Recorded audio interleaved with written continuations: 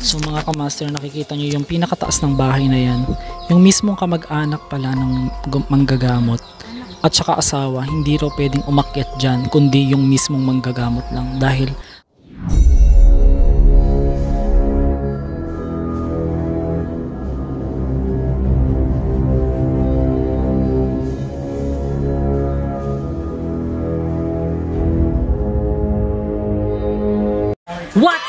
What's up mga kabasa? Welcome back po sa aking YouTube channel. Ito na naman po ang inyong Master Gala from TikTok. And syempre, meron na din tayong Facebook channel. Sana po ay i-like nyo or i-follow nyo ang aking Facebook channel. Wala po kayo nakikitang script, kahit ano po. Yan, tignan nyo. Yan. Ito tayo sa isang parang lugar na maganda at walang mga istorbo. Yung part 2 ni Tita Guring, yung mangkukulam. Samahan nyo ko. First time ko pong makakapunta sa Agusan del Sur. Ikaw ba ay naniniwala pa rin sa mga mangkukulam, sa mga mambabarang? Kasi ano bang pinagkaiba ng mangkukulam at mambabarang? Ang mangkukulam daw kasi yung mga nanggagamot din sila or yung mga kaya nilang magpabalik. Kung ba yung isang mangkukulam tapos yung isang mangkukulam nag-away sila, pwede nilang ibalik sa isa't isa yung mga ginawa nila, parang ganun, parang harap-harapan, kaya nilang magkulaman. So ngayon naman, ito naman daw mambabarang is kaya ka naman daw palabasin ng mga kung ano-anong insekto sa iyong katawan at pwede niyang let's say pabulukin ang iyong mga laman or bigyan ka ng mga iba't ibang sakit na maaari mong ikamatay. So para sa akin, nakasulat naman sila sa Bible, so dapat paniwalaan. Kaya dapat pag-ingatan din. Tsaka hindi lahat ng tao makakasalumuhan natin ay dapat magbibigay tayo ng buong tiwala. Siyempre, unang-una kailangan nating manalangin muna sa Panginoon na gabayan tayo. So ang sinabi sa akin ni Tita Guring ay nalaman na pala or alam na pala nung kumulam na ipapagamot na yung aking fan na humingi ng tulong sa amin. So ngayon ako po hindi po involved dito, ako po vlogger lang din, sila na po ang bahala, basta ako magfi-film lang ako. Pero sa mga ritual na mga ginagawa nila, hindi po ako makikialam dyan dahil ayoko pong masangkot dyan. Dapat magdala daw kami ng ekstrang gulong kasi may posibilidad daw na marami raw kaming panganib na dadaanan sa daan. Ifi-film ko po iyon buong araw, abangan nyo po. So iyon, isa sa aking fan na masugid kong fan na sinasabi niya na meron daw siyang nararamdaman na pinakulam siya or what. Gusto niyang magpagamot kay Tita Guring pero hindi natin siya magagamot at hindi raw kaya ni Tita Guring dahil malakas daw yung tumira dun sa babae na aking fan. So siya yung mismong pumunta rito, hindi ko na sasabihin kung saan, basta para magpagamot siya at alamin kung sino ba talaga ang kumulam sa kanya kasi unang tingin sa kanya sa picture, andyan sa conversation yung kinulam talaga siya kasi unang kita sa kanya na Tita Guring pagpakita sa picture ay nakaramdam ng kilabot. Bukas sasamahan natin si Tita Guring para puntahan yung pinsan ng asawa niya, oo, dahil doon daw nakatira sa Agusan del Sur yung mismong manggagamot. Hindi ko masasabi kung mangkukulam ba o manggagamot din. Siyempre, parang parehas na din niya. So, kung bago ka lang sa channel ko, Kamaster, wag mong kakalimutang mag-subscribe at saka po, i-click din po ang notification bell para updated ka sa mga bagong video ko. At para makita mo rin yung mga playlist ko dyan, especially po yung Cementerio Master Vlogs. Yan po yung pangalan ng playlist. Nandyan po lahat ng aking mga in-upload na video sa sementeryo, sa haunted house, kung saan-saan. So, yun lang mga Kamaster. See you tomorrow. Disclaimer lang, kung hindi ka naman naniniwala sa kulam or sa something na paranormal, ay wag mo na rin itong panoorin. Total, wala ka naman ding mapapala dito. Maraming salamat po. Hindi ko napapatagalin. So, see you.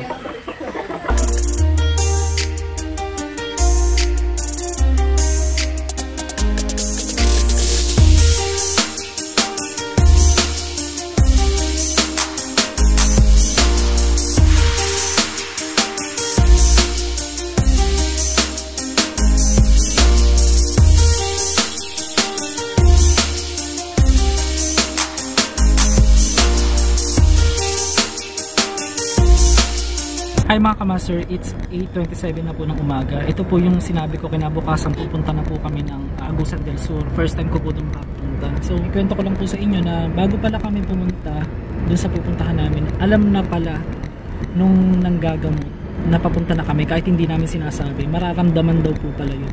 Grabe ang tindi, no? Sa kaya nila naisip, sa kaya sila kumukuha ng mga ganung kakayahan para magawa yung mga ganun.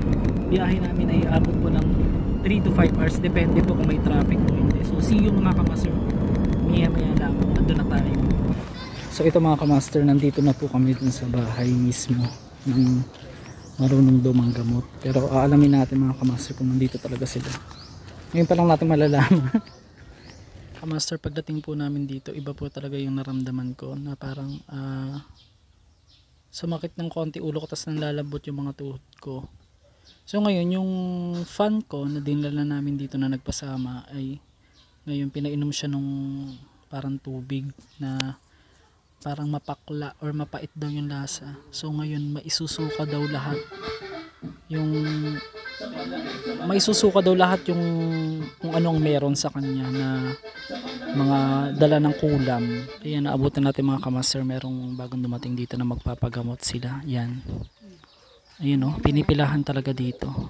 Lalo na raw pag Friday. So pumunta kami dito ngayon Friday. Ayan sila, oh.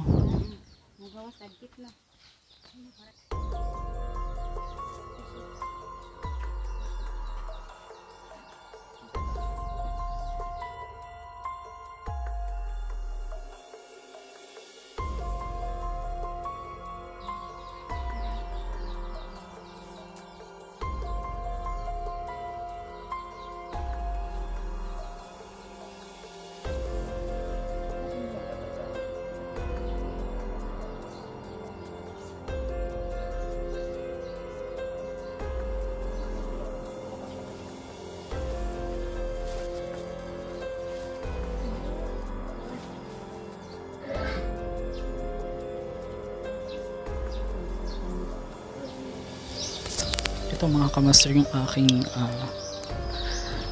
fan na nagpagamot at kailangan niya raw maisuka ang lahat ng mga kumbaga ang mga kulam na nasa kanya.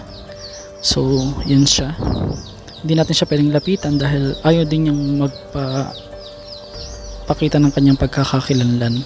Isa siyang babae mga kamaster. So pag naisuka na raw lahat ng mga dapat niyang isuka, yun, babalik daw kami dito sa susunod na linggo at i-update ko kayo at kung papayag na magpa-interview or pakita kung paano ginagawa ng manggagamot, kung paano niya ginawa. So malalaman natin mga kamaster. Mga kamaster, tong puno na nakikita ninyo ay puno ng durian. First time ko nakakita ng puno ng durian.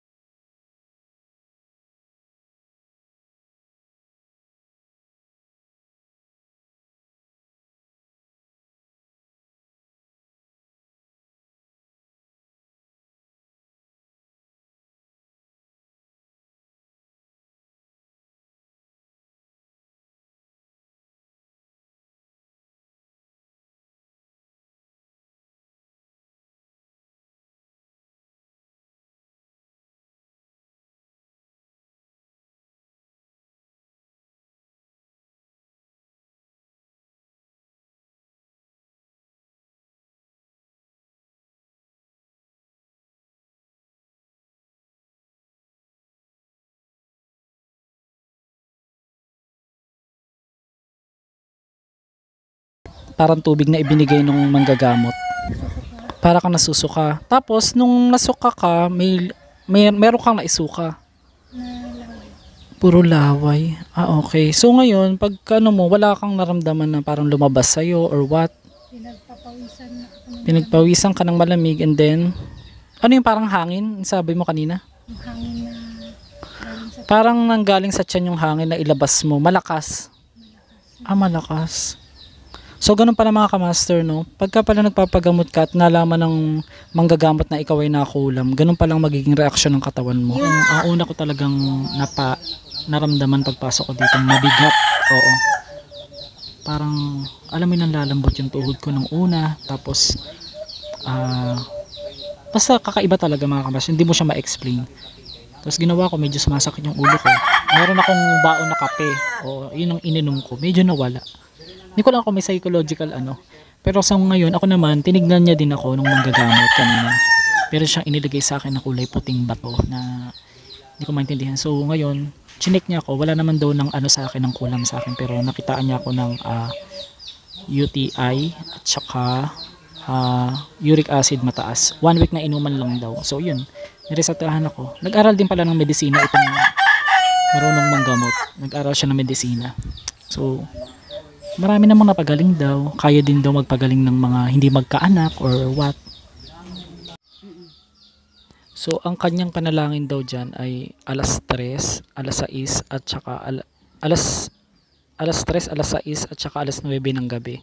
Mula alas 3 ng hapon hanggang alas 9 ng gabi, dyan niya ginaganap yung mga panalangin niya or yung mga panggagamot niya. Kasi babalik pa kami mga kamaster sa susunod na linggo para malaman talaga o matapos na kung ano man ang gumagambala dun sa aking fan. Mga kamaster, kung titignan nyo yung bahay niya, medyo old style lang siya pero iba yung ano pag nandito ka, iba yung mararamdaman mo mga kamaster. Nakikita nyo yung pinakataas ng bahay na yan, yung mismong kamag-anak pala ng manggagamot ay at saka asawa, hindi raw pwedeng umakyat dyan kundi yung mismong manggagamot lang dahil ang tawag nila dyan ay parang nandyan daw lahat yung mga kandila, yung mga ginagamit. At kung nagustuhan mo ang video na napanood mo, ay click mo na dali ang subscribe button at ang notification bell para sa mga bagong video na inyong mapapanood lamang dito sa Master Gala Channel. Thank you for watching.